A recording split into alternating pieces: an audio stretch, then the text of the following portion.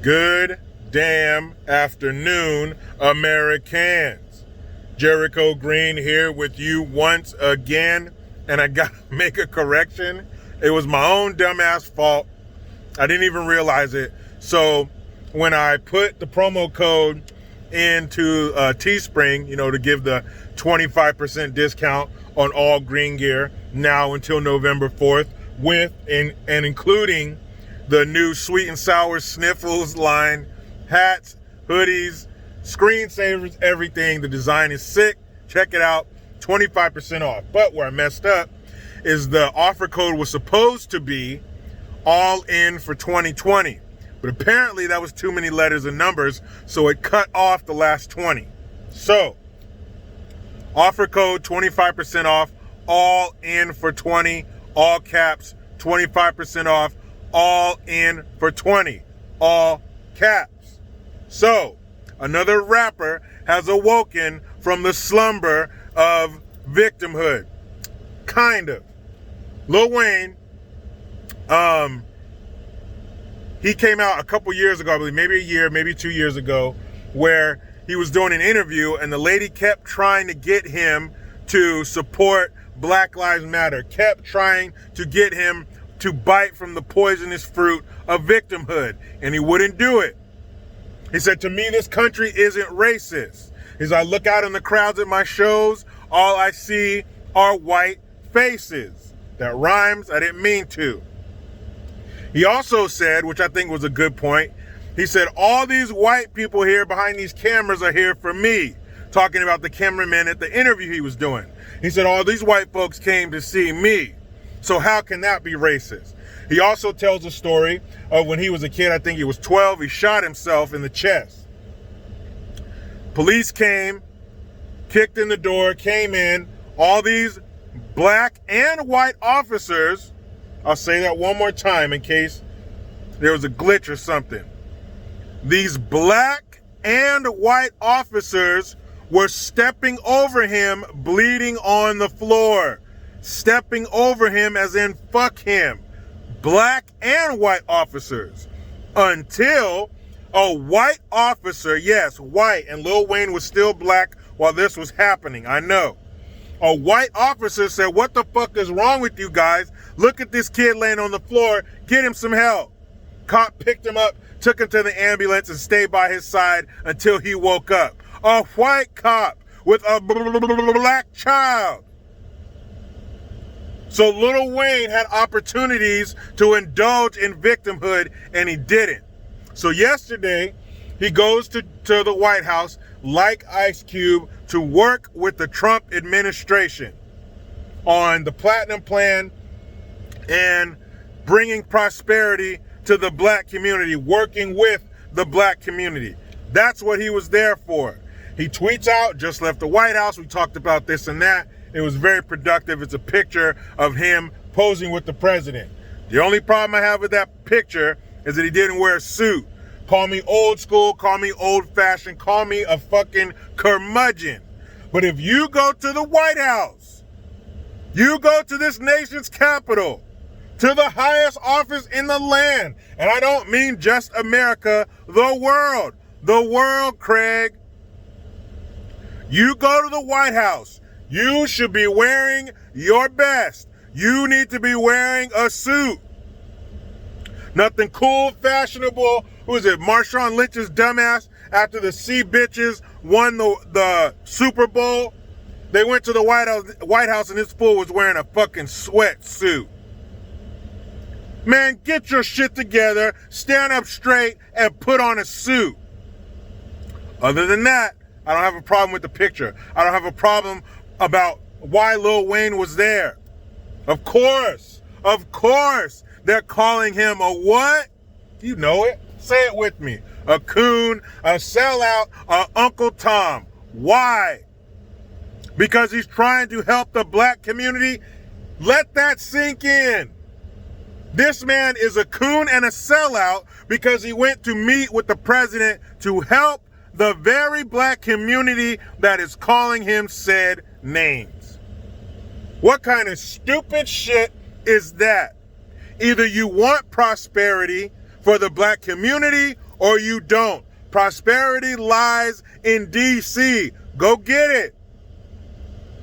But they don't want to. They're mad at Ice Cube and Lil Wayne and the other rappers who are doing this and the other black folk who are doing this. Why? Because they're afraid they're going to get what they want. They're afraid of the hard work.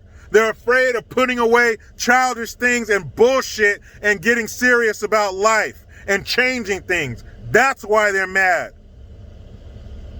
They represent chores. They represent work. It's like when I was a kid, 11 o'clock would come on Saturday, and that meant the end of cartoons.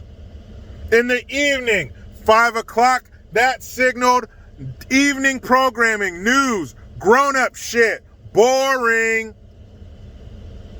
That's what these rappers and black conservatives represent, and they don't like that shit. But you go ahead. You go ahead and stay out there in the storm, in the blizzard of failure, out there alone, starving with your pride and your racism. We'll be inside the warm home of negotiation, sitting our asses at the table, getting stuff done. You keep your racist, angry ass out there. Fine. We'll be sitting in a high back chair with a roaring fire and a dog at our feet reading a stiff spine novel. How are you going to get mad at these people for trying to help you? You're like an abused woman and someone comes to save you when you're getting your ass kicked. You turn on us. Well, fuck you. We're going to do the right thing anyway. We're going to get shit done anyway. Come along if you want to. Now, of course, your girl, she's back.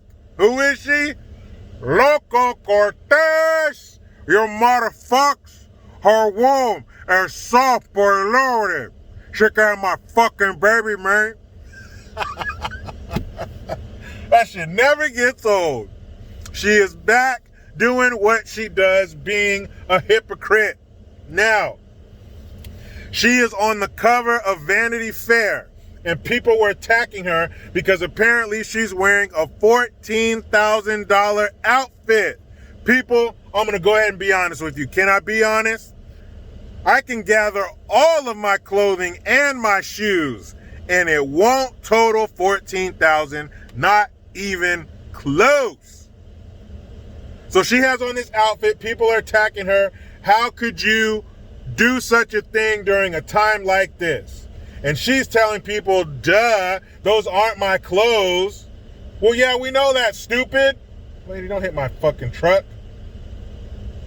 Sorry about that. Lady's backing up and getting a little close.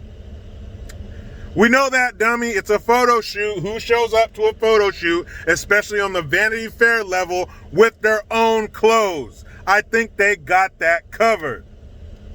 But the point is, where I have a problem, it's bad optics. It doesn't look good. I'm not offended or hurt by that shit. I don't care what that dummy does with her time and money. She can't even stay in the lines when she colors. But it doesn't look good. The country is hurting. People are broke. Parts of the country are still on fire. And it's just not a good look for you as a politician who's supposed to be helping New York, that was hit hard as hell by the sweet and sour sniffles. It's not a good look for you to be on the cover of Vanity Fair with thousands of dollars of high-priced clothing on, high fashion. Now, I know a little something about a photo shoot. I'm not a model. I know I fooled you. But back in my radio days, I used to do a hip-hop show. And so there's this mixtape company called Cornerstone Mixtapes. It was volume 107. So we went up to San Francisco, had a photo shoot, some iconic places around the city, and it was sponsored by Levi's. What did Levi's do? They supplied a whole shitload of clothes for us to wear and advertise their product. So we know, Loco Cortez, that you didn't bring those clothes out of your closet. But if you want to, go ahead and check it out. Cornerstone Mixtape, volume 107. I'm on the cover. I'm easy to spot. And you know what? speaking of this mixtape, this proves that America is not a racist country. People can call this anecdotal evidence if you want to, but I know lots of people who experience the same thing. So on this photo shoot, all the people involved with the show, it was me, B-Dub, Savvy, DJ Classic, and DJ Juan Burgundy, right? So you got me being the tone that I am, had 2 Mexicans, an Iranian, and a white guy. Sounds like the beginning of a joke, huh? But it just goes to prove that as American citizens, we have this diversity shit on lockdown. We've been doing it for a long time. You should have seen our neighbors across the canyon where I grew up. They look like the UN yearly photo. Black, white, Mexican, Korean.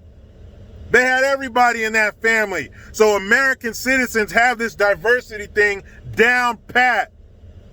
And much like many other things, damn near every other thing, we don't need the government's help. We don't need you pushing diversity. That's what we do. We do diversity. America is diversity. We all look different. Tons of it. We have populations of people where this is the largest population of them outside of their home country. So we got the mixing of people together. We got the mixing of ideas together. We have diversity of appearance and thought, but not of culture. Only one culture. More than one culture cannot exist in the same space at the same time. It can't. You have to believe what we believe to be a part of this. The way we treat women, children, animals, each other, the environment. You have to agree with that if you want to be a part of this. We got it under control. Like many other things, more government is bad. More government is fucking poison. You inept, corrupt pieces of shit. We got this. And come November 3rd, we need to let them know we still need our spokesman, Trump, in office, because the alternative is too fucked up for us to deal with. Anybody who's on the fence, try to find someone who came from another country, who came from a communist country. They will tell you everything you need to know about the stakes of November 3rd. Now, here's what I'm about to do. I'm about to go home to my beautiful wife and kids. But you know how it goes. I try to be done with the left, but they just won't let me. Please subscribe. Hit that notification bell, because every time it rings, a piece of shit liberal cries. Get your Jericho Green notification tone, link in the description box. Utilize the PayPal link and the Teespring link to get your green gear. I am Jericho Green. Man, I'm out.